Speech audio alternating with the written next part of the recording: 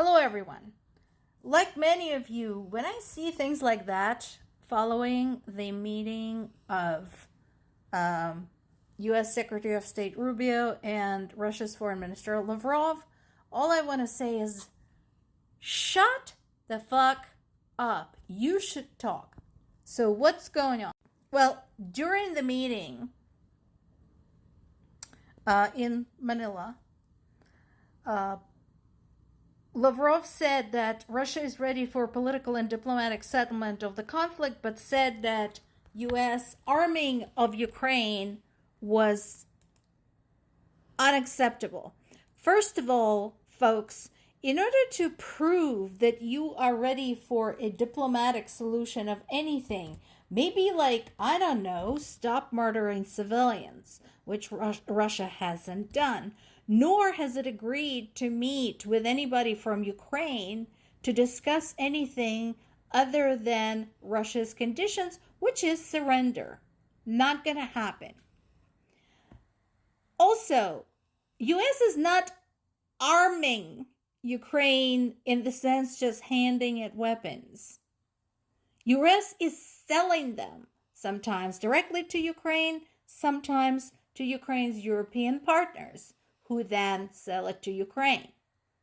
Russia is not in any position to tell anybody whom they can trade with.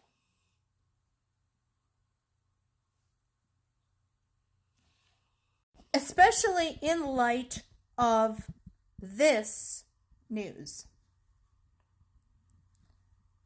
As Russia is suffering strikes deep into its territory, and guess what? This could be the first year when Russia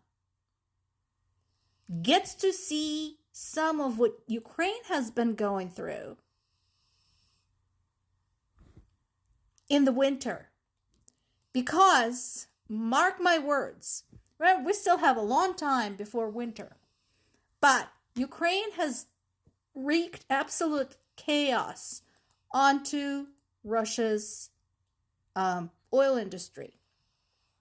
And it is now wreaking havoc in Russia's economy. So by the time winter rolls around, these buggers are going to be without fuel, without money, without goods, without the ability to move anything. So shit's about to get interesting. And I'm sure Ukrainians are thinking about this because every single year of this war, every single time winter rolled around, Russia said, we're going to freeze them out. Well, who is going to be frozen out now? So Lavrov really should just shut his trap, go home, and tell his boss to leave Ukraine alone. I was listening to like a really funny video from just one of many Ukrainian content creators. And he basically said Russia is overdue. So they basically said Russia can't go a century without having a major war. And about every 110 years, it has its ass handed to it by somebody. We've had the disaster of World War I. We had a win in World War II, but God, what a win. At what cost? There were other wars, Crimean War, Swedish War. I mean, there is like a cycle to this. And he said, so now they're, again, overdue for having their ass handed to them, except this is the first time in history when Ukraine is not fighting on their side. Ukraine is fighting against them. What could possibly go wrong?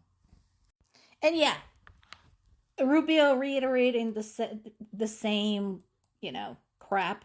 Yeah, we're helping Ukraine, but there's no quick deal in sight. Well, sweetie, in order to have a deal of any kind, you need collaboration from both sides. Ukraine had reached out to Russia multiple times, asking to basically just say, hey, name a time and a place, we'll be there. Come up with reasonable terms to negotiate, we'll be there. Would you like to try a ceasefire? Would you like to see if something holds? Would you like to, do this, that, and the other thing? No. So, no, you're not going to get a peace deal. So, unfortunately, that's what you're going to have to tell your boss, who campaigned on the promise to end the war in Ukraine in 24 hours. Meanwhile, this is what I'm talking about in terms of Ukraine going after Russia's economy. So, Ukraine has been striking the warehouses of Russia's version of Amazon. Russia has been boasting about creating an Amazon killer for ages now. And you have seen this. You have seen reports about the strikes by Ukraine on the warehouses of the company called Wildberries. Well, first of all, this company, as I said before, was caught supplying Russia's military, which of course made it a valid military target. Second, this is much like Russia's Amazon because it distributes all kinds of goods and is used, much like Amazon, not just by big manufacturers, but also by smaller private business owners. And drones don't differentiate what else might be in the warehouse. If there are drone parts there, if there are drones there, they're going to strike. It doesn't matter if the rest of the warehouse is tights or dresses or shoes or custom-made bears. Does not matter. And so now that Ukraine have hit 5 of those,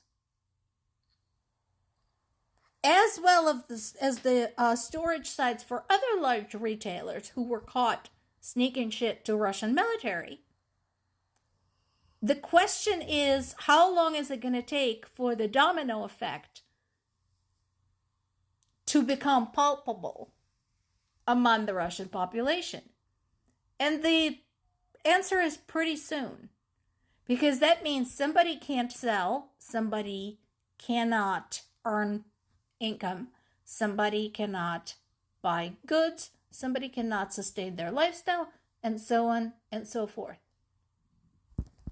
Despite all of this happening, Putin is showing no sign of stopping. He doesn't care. Again, he is not interested in any of this going on. He says the economy is fine, although it's weakened, it's not on the verge of collapse. He says, this is all being overblown. But others are definitely keeping an eye out for that ripple effect. And again, folks, people of Russia, he's your problem. He has been your problem for over a quarter of a century now. Half of my lifetime, personally. And no, Ukrainians are not going to show up and make you a Maidan, especially now that you have alienated them all to hell. You need to solve this. This is not going to stop. You can blame it on whoever you want, but the only person whose fault this really is sitting at Kremlin. And you are the ones who need to do something about it. More to come.